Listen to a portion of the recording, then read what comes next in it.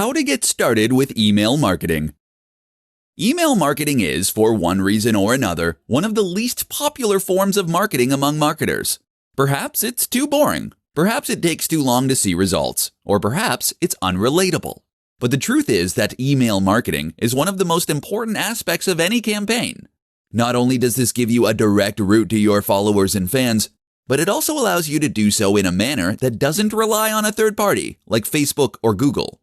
So how do you get started? Follow the steps in this presentation and you'll be well on your way. Step 1.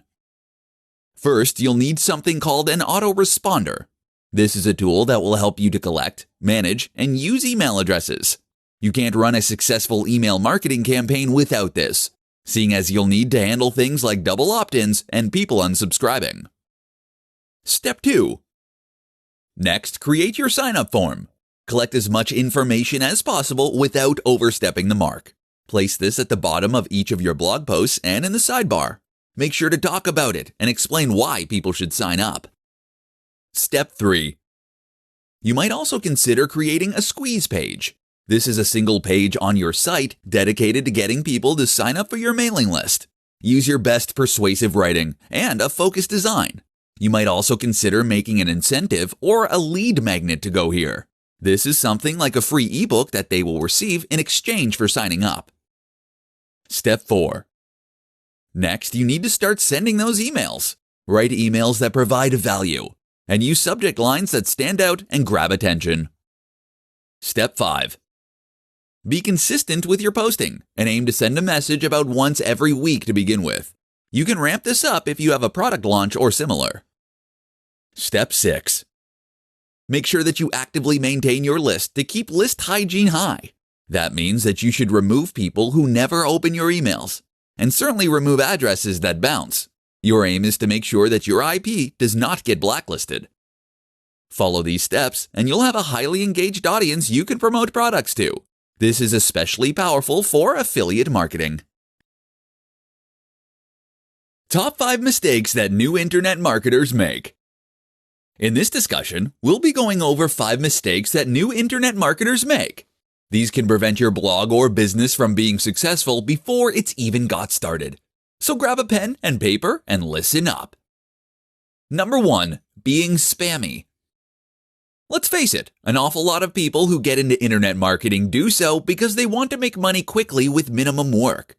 They see that you can make money online, and they assume that this must be an easy and quick way to make a buck.